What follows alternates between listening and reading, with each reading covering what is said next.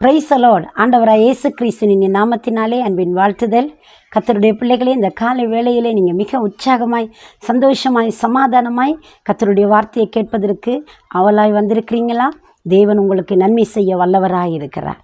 நம்முடைய வாழ்க்கையில் தேவன் எல்லா நிலைகளிலும் நமக்கு அற்புதங்கள் செய்கிற அதிசயத்தின் தெய்வனாய் இருக்கிறார்.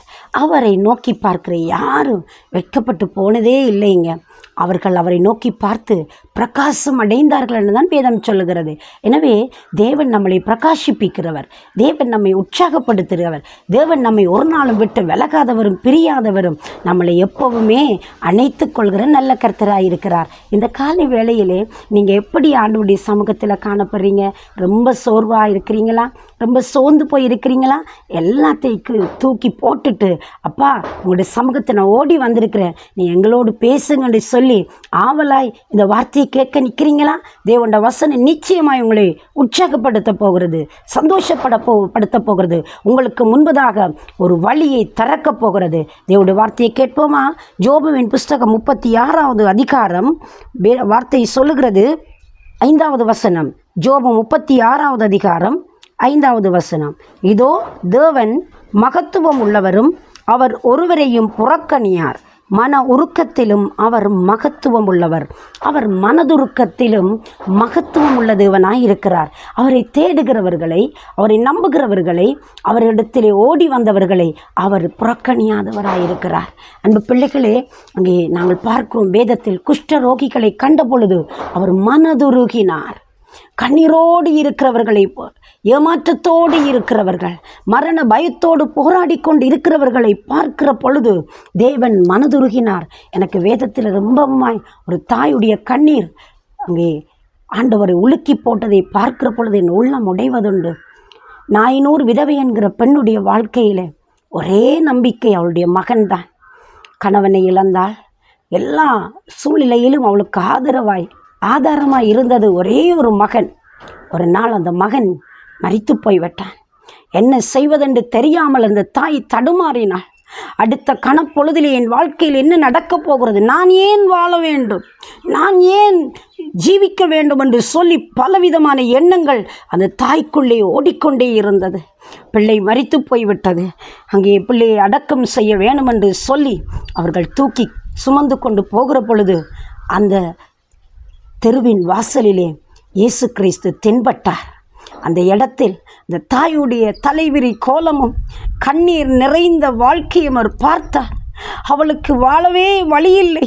அவளுடைய வாழ்க்கையில் ஒரு விடியல் வேண்டுமென்று என் தேவன் அந்த இடத்திலே கடந்து போய் அந்த பெண்ணுடைய கண்ணீரை பார்த்து அவளுக்கு ஒரு அற்புதம் செய்ய அவர் ஆவலாய் அந்த மகளிடம் கடந்து போனார். அந்த பாடியை சுமந்து கொண்டு போனவர்களை பார்த்தார், கண்ணீரை பார்த்தார்.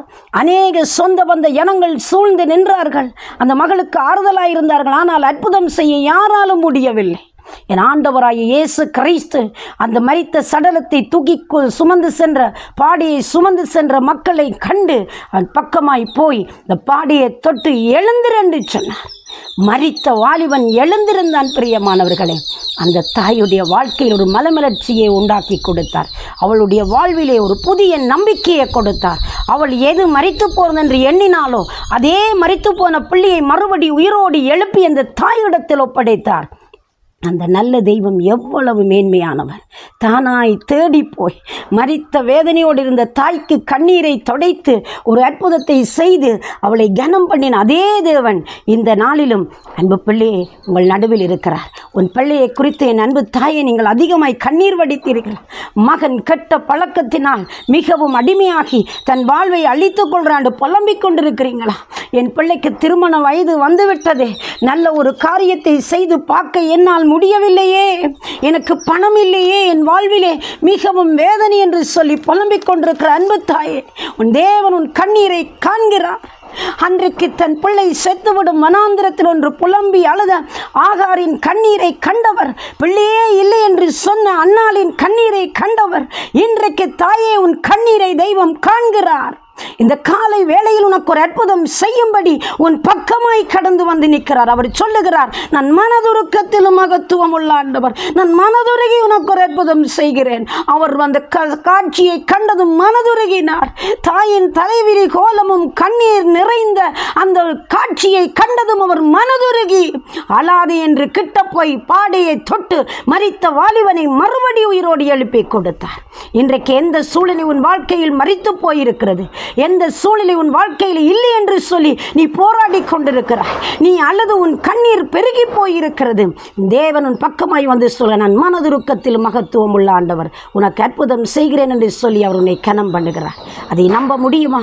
அதை ஏற்றுக்கொண்டு தேவன் பக்கமாய் கடந்து வாருங்கள். நான் உங்களுக்காய் ஜெபம் பண்ணட்டும். சர்வ வல்லமை உள்ள தேவனே, உம்மை நம்புகிற பிள்ளைகளுடைய வாழ்க்கையில் ஒரு நன்மை நடக்கட்டும். ஒரு அற்புதம் செய்து உம்முடைய பிள்ளைகளை கனம் பண்ணி காத்துக்கொள்ளும். நீர் கூட இரும், ஆசீர்வதியும். இயேசுவின் நாமத்தில் ஜெபிக்கிறேன் ஜீவனுள்ள நல்ல பிதாவே. ஆமேன், ஆமேன். God bless you. தேவன் தாமே உங்களை ஆசீர்வதித்து நடத்துவாராக.